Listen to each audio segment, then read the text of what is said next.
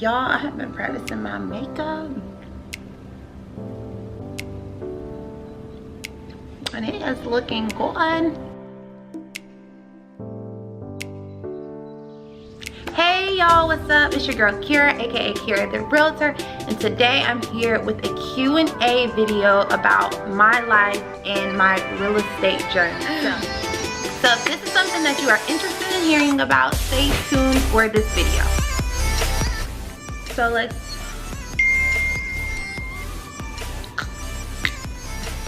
gotta find. So I actually have some questions that I got from Instagram and just people, and some that I thought of. I'm actually gonna answer 10 because I want to keep this video as short as possible so I don't bore you guys. So let's get started. First question, how did I get into real estate? Well, I actually have always had a drawing or a liking to real estate. Even when I was in college or high school, I would always find myself watching HGTV. I always wanted to be like Africa. Like, she would go out and show these beautiful beachfront homes, and I said, that's gonna be me. So I guess ever since then, I've just always had a passion for it, but I never really, took the leap until a year ago. I'm just gonna start back when I was in college. It was my senior year in college, and I said I want to get into real estate, and so I was calling different agents that I just found on Zillow and talking to them, and I finally got a hold of someone that would actually talk to me, and they were saying, hey, if you're thinking about being an agent, my advice is just wait until you graduate so you can see where you end up. And I was like, that kind of makes sense, because just because you live in one state and you move to another and you have your real estate license, it doesn't necessarily mean that your license will transfer over. So I didn't want to waste the time, and being in college, not having a lot of money, I didn't want to waste any money. So I waited until I moved to Atlanta. I moved to Atlanta in 2015. I started working for a company. I was actually selling mattresses at the time. And about 2 months later, I signed up for my real estate course.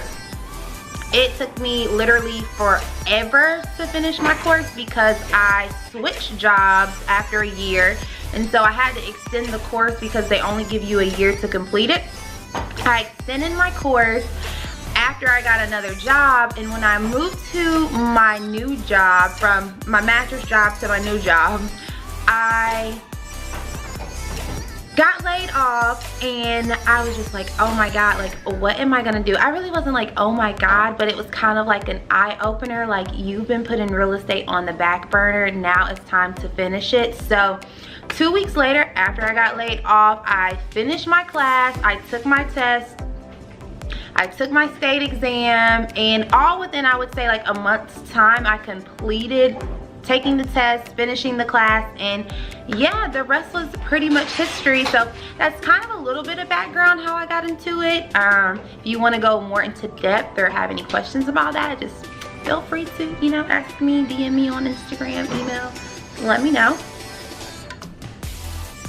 My second question was, how long did it take you to complete the course? So I think I answered that in my last question. It took me about 1 year and 3 months, but I took it online, and you can actually finish a lot faster than that. It's self-paced. It was 22 chapters. You do a chapter a day, you can finish in a month. But me, I was just lacking.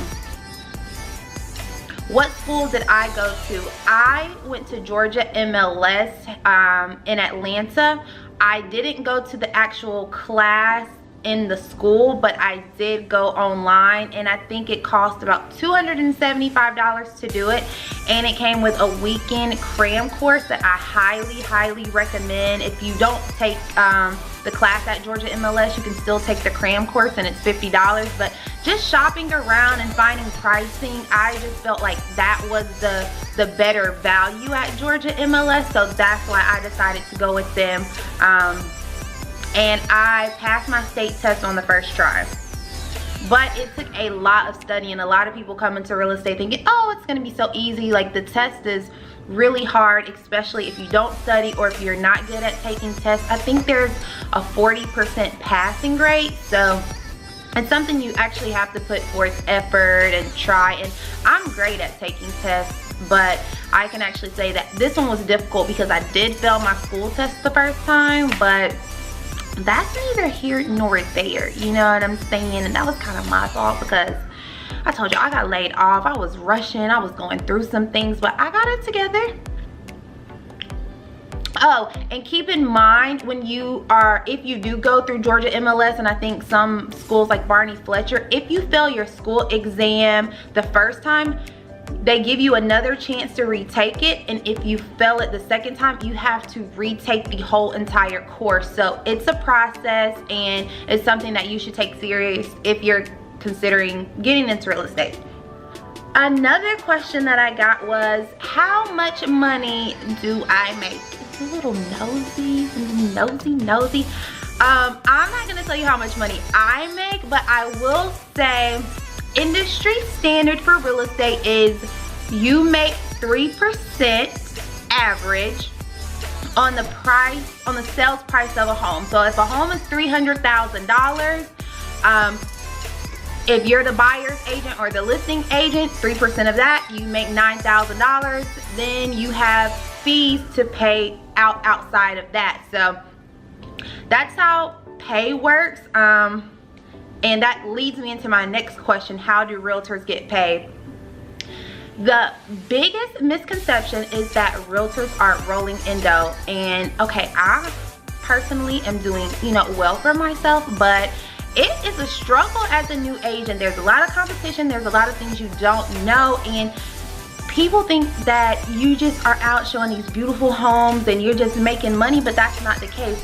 You don't make a single dollar until you take a client to the closing table and they sign off on their new home. Then you get a check. So you don't get paid for showing them the home. If you have to drive 40 miles, you don't get paid for that. And you show 10 houses and they want to back out at the transaction or back out of the agreement, you don't get paid for that. If financing falls through, you don't get paid for that. You do not get paid until a successful transaction is complete. I hope that made sense. But you do not get paid until you sell a house and it is signed for, and that usually takes 30 days. So if you think that you can just come into real estate and in 2 months you're making $100,000, I mean, if you do, tell me, but realistically here in Atlanta, no, that's not usually how it works when you're just getting started off. So, next question. Did I have money saved up to go into real estate full time? So like I told y'all before, I did get laid off from my job. It was a big layoff. And I fortunately did have money saved. I've always been good with saving money.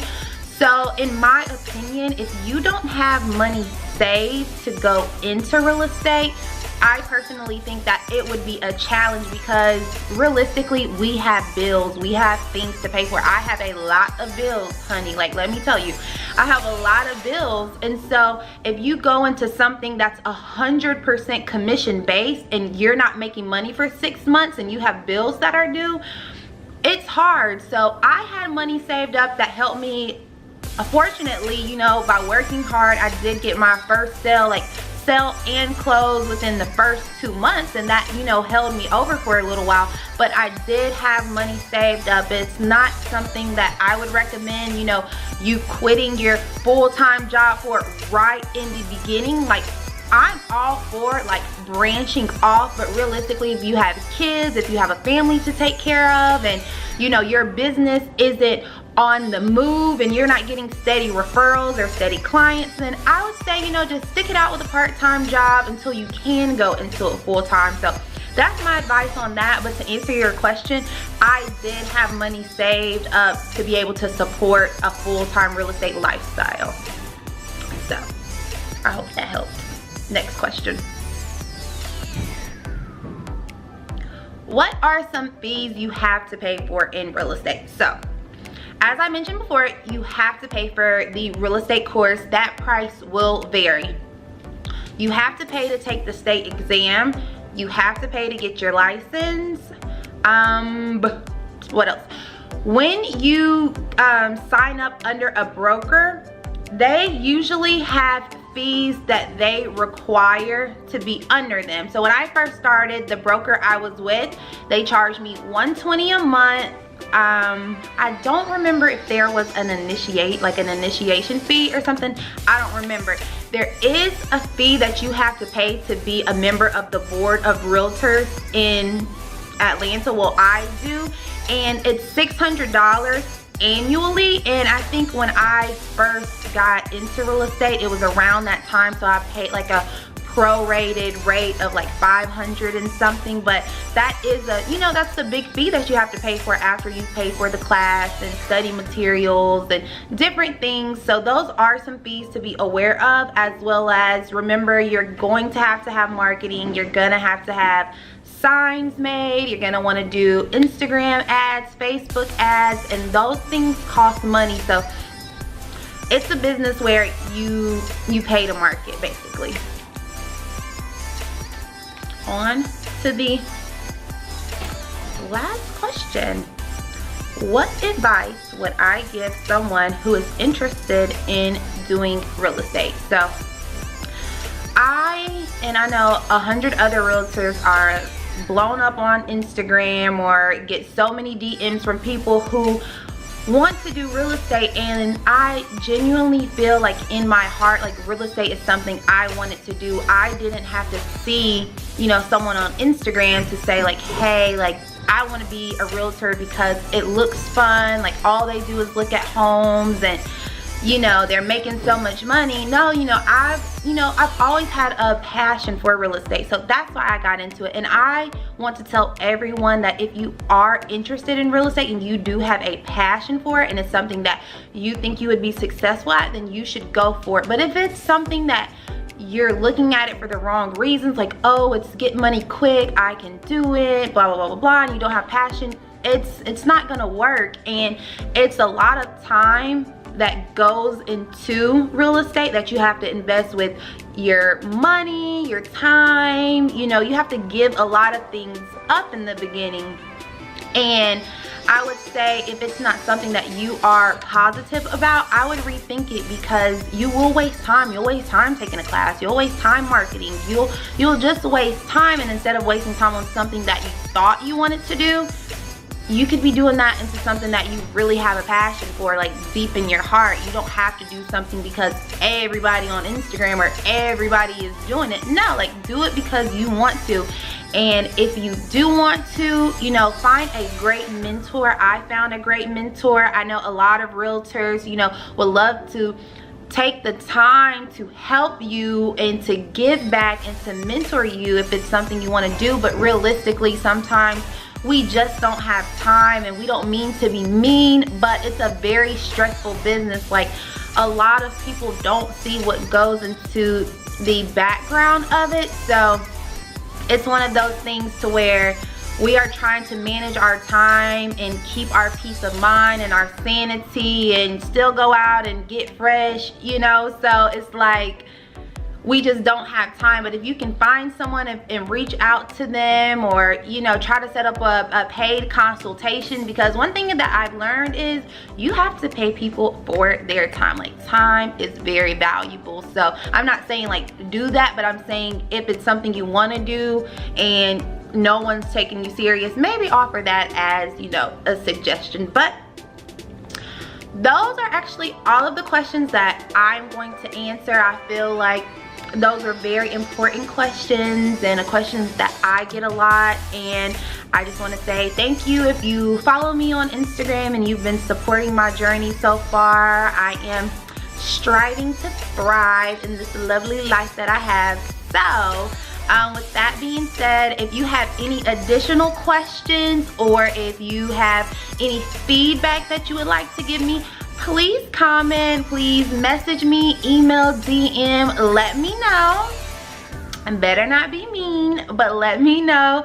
And, you know, I will take it in and I'll try to help you if I can. So thanks for watching. Bye.